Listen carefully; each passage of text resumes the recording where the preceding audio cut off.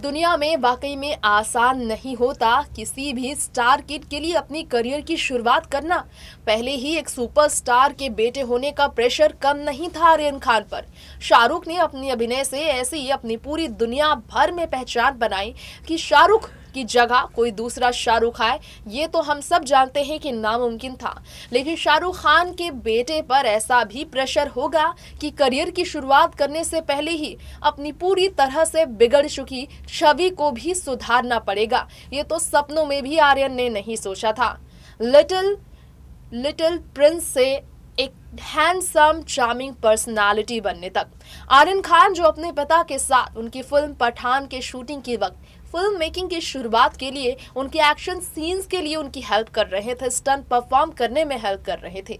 आर्यन जो कि आईपीएल के ऑक्शंस के वक्त अपने पिता के साथ दिन रात खड़े थे, वो आर्यन जो कि अपने स्टडीज कैलिफोर्निया में कंप्लीट करने के बाद इस साल मई में अपनी फैमिली के बीच लौटे, वो आर्यन जो एक पार्टी का हिस्सा बनने के बाद थोड़ा पल एंजॉय करना चाहते थे, उस आर्यन पर उस एक रात की भूल या कह लीजिए कि हालातों का कसूर ऐसा हुआ कि आर्यन खान की पूरी जिंदगी ही एक रात में पलट गई। जी हाँ, एक कदम बढ़ाया उन्होंने बतौर स्पेशल गेस्ट मुंबई क्रूज में जाकर रेव पार्टी के बीच आकर, और इसके बाद आर्यन की जिंदगी पूरी तरह से पलट गई। अब जब आर्यन से ही हाई कोर्ट में इस बारे में सवाल किया गया, अपने बेल के लिए कैसे अर्जी लगाते हुए अपने वकील सतीश माने शिंदे के आगे बेल के लिए मदद मांगते हुए जज के आगे गिड़गिड़ाते नजर आए। आर्यन खान के वो बोल क्या है, जानिए हमारे इस खास प्रोग्राम ट्रेंडिंग बॉलीवुड के बेहद ही स्पेशल रिपोर्ट में।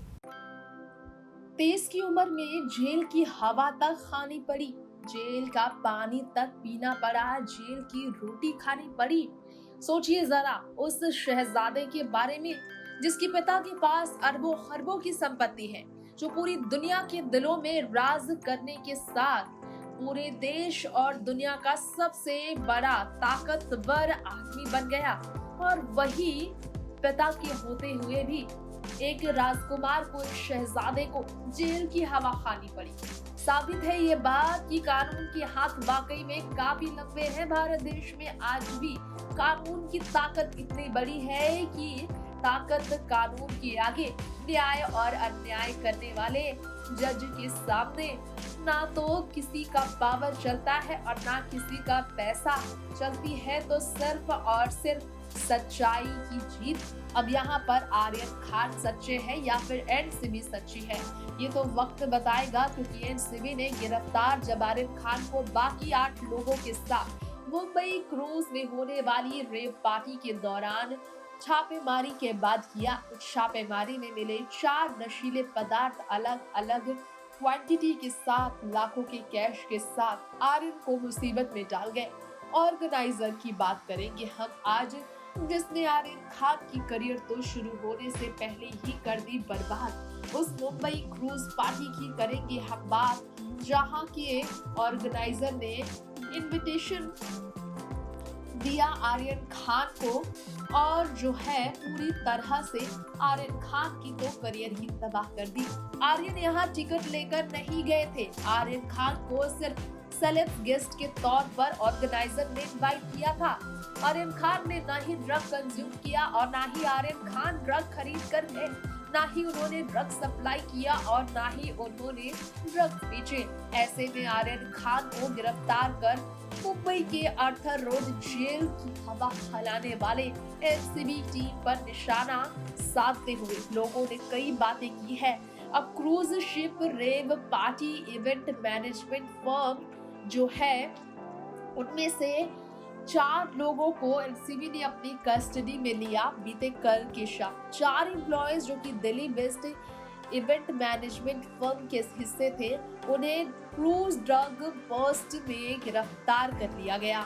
7 और लोग थे जो कि रेव पार्टी में अरेस्ट हुए थे आर्यन खान के साथ, 2 महिला के साथ अरबाज मर्चेंट और मुनमुन धमेशा, जिससे कोई लेना देना आर्यन खान का नहीं था।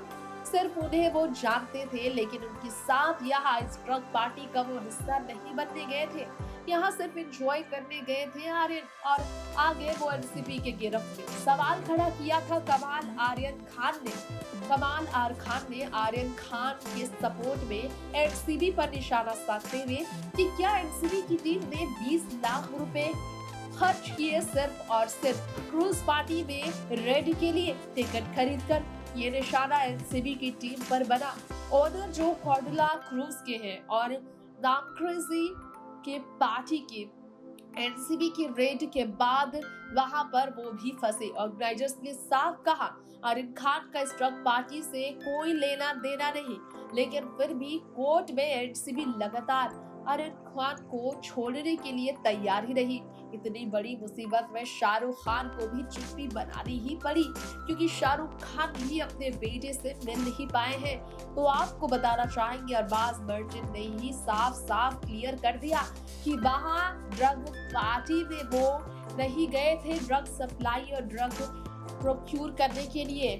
आर्यन खान को डिटेन करने के बाद पिछले 5 दिनों में एनसीबी ने जो किया है क्लियर, इससे पूरी तरह से मेगा स्टार के सन की करियर तो तबाह हो गई है।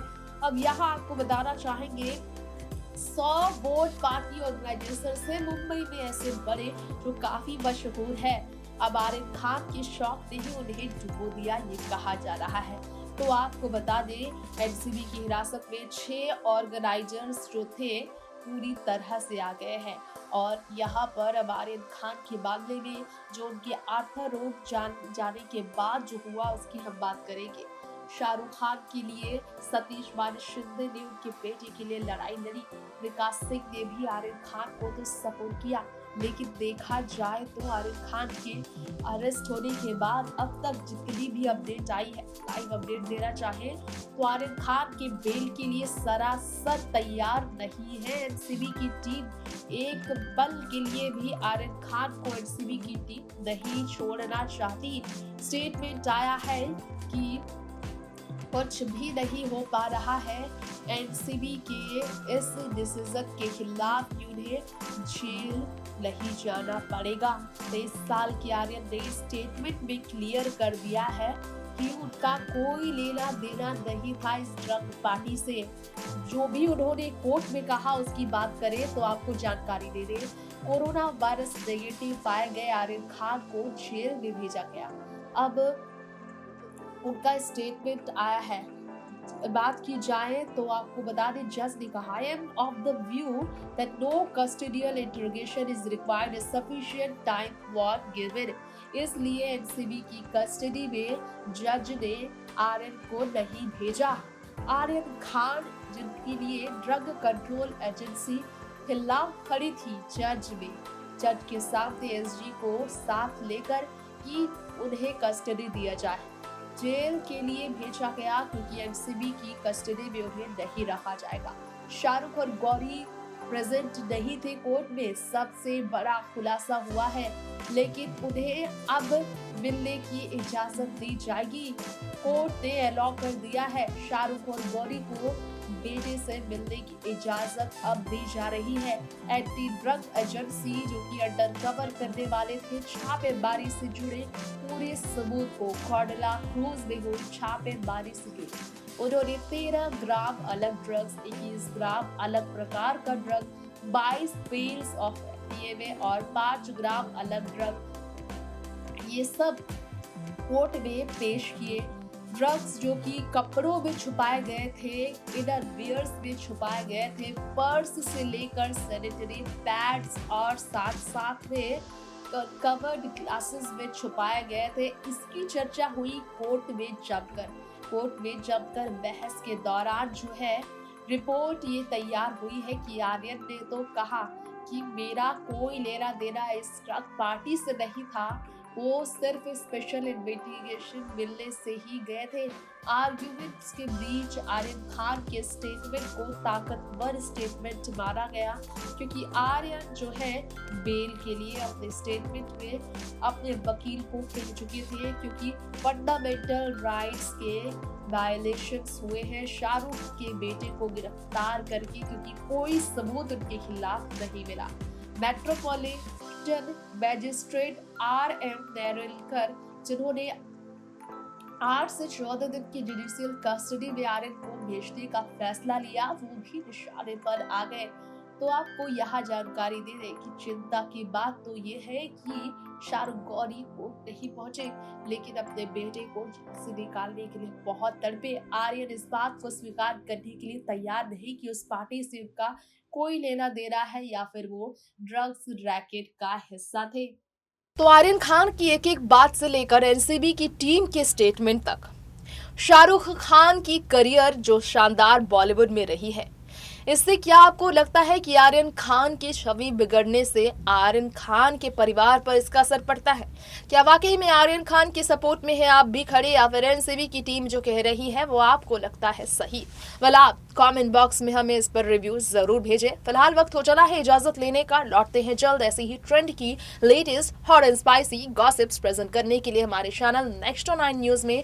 Till then stay tuned with all latest update and please subscribe our channel and never miss to press the bell icon for all entertainment news. Bye bye and take care.